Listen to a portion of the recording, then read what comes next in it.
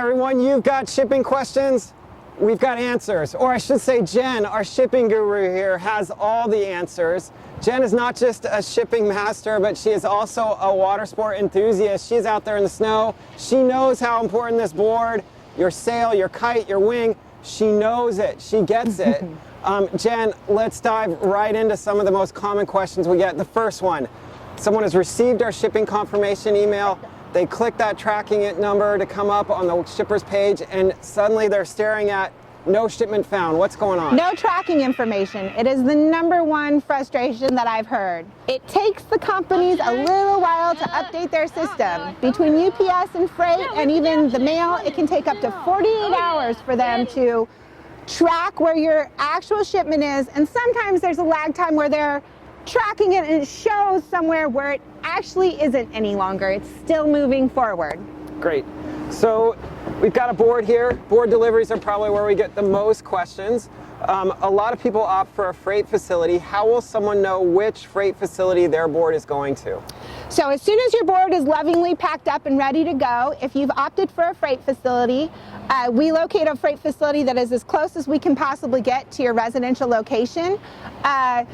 If for some reason that freight facility is more than, say, a 30 to 45 minute drive, we'll reach out to you and let you know and make sure that you still want to opt for that option, or if you want to maybe move it up to a residential delivery. We'll work with you. And yeah, exactly. We're more than happy to work with you. We're not going to just ship it somewhere and you're not going to know where it's going. Also, as soon as we do pack your board up and get it ready to ship to you, part of your tracking information will include the pickup address, the name, and the contact information of the freight facility. So that contact information can be important, because once the board is at the freight facility, how will I, as a customer, know that it's ready for pickup? Well, your tracking information will say that it's reached its destination. You should receive a call from the freight facility. If for some reason you don't receive a call from them, you can reach out to them and make sure that they've received it. Also, keep in mind, you need to bring a picture ID when you pick up at a freight facility, and you also need to double check and make sure what hours they're open for receiving. Operation, yep. Not to dwell on freight facilities, but that is a big point of contact. What if at a freight facility an employee is demanding that I sign for my board before me being able to see the box? If you can't see the board, if you can't see the box, and they're asking you to sign your name with your ID before they bring it out, the #1 rule I ask all of our customers to do is sign upon further inspection. So you put your name, and then with those simple words, if for any reason anything goes wrong, we can take care of anything from that way forward. Upon further inspection. Upon further Probably inspection. the biggest tip for signing for any big delivery that we can ever offer. Exactly. Okay, so let's say the board, I've opted to have it delivered to my residence. I'm eagerly tracking it on the web page, and suddenly the web page says the board has been delivered to its destination, but I'm still without a board. Do I just sit and wait at my house indefinitely? What do I do? The #1 reason that we work with DHL is A, they get our boards there safely and on time, and B is they absolutely will not drive it out to your residence without calling and scheduling a delivery appointment before they're en route to your destination. So if they haven't scheduled it, you don't need to put your life on hold. If you have not spoken to someone in the freight department calling to schedule that appointment, do not put your life on hold. They are not prepared to deliver your board to you yet. Okay, so let's say I've got my board, and how can I protect myself against freight damage? What am I, when I look at that box, what am I looking for? Well, the most obvious damage would be tire treads across the top of the box. A completely damaged box, the board falling out of the box. Obviously, these are signs of severe trauma. In that case, and you look at a board and you can see that your new baby is absolutely destroyed, you do not need to sign for that. You can refuse shipment, and as soon as we speak to the freight company, we'll take care of everything from there. That's okay. I said no. Getting you a new board. Taken care of as of getting you a new board. If I say worst case scenario is severe trauma and damage. Down the line, there's much smaller trauma and damage. The outside of the box can look severely damaged, but it's meant to wear the damage and not damage the inside of the board. Therefore, again, much like signing at a freight facility, you leave yourself open to a period of 48 hours to open and fully inspect your board.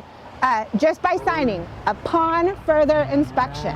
So if the box shows somewhere, but you can't necessarily tell whether or not the board is okay, sign upon further Correct. inspection. It would be better for you because 99.9% of the time there is not any actual interior damage. It just looks bad on the outside. Okay, so not to dwell here because again it rarely happens, but if I did find that after unboxing my board there is damage, what's my next course of action?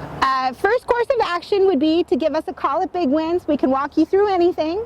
Again, we take care of it, so as soon as you give us a call, the first thing we'll ask you to do is take a photograph of any up-close damage. We'll ask you to keep all of your packing materials and take a picture of any outside box damage as well, because that helps us with our portion of shipping claims. And again, as soon as we see that damage, we can make a decision with you whether that's something that needs to be repaired or replaced. There we go. So again, those are unlikely. Unlikely. Jen here, I mean, you essentially have like an MBA in bubble wrap and cardboard. It is unbelievable to watch how you mummify these boards. But speaking to that, I do feel like sometimes we get a call from people who say, hey, I got my board, everything's in great shape, but I can't find my foot straps, I can't find my fin or any of the hardware like vent plugs and things like that. What's going on? You can see you've got a really large board. Some of the boards come to us directly from the factory. They've been packed and they've come already pre-packaged with all their gear inside.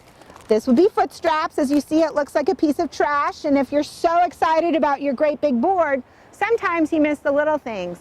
We try to keep everything sleeved together and taped in the box. I guarantee you, again, 99.9% of the time, your item is not missing from the box, but in your frenzy to get that board out and unpack it, you might have missed a small piece of cardboard or a small piece of plastic. I think we've all been there.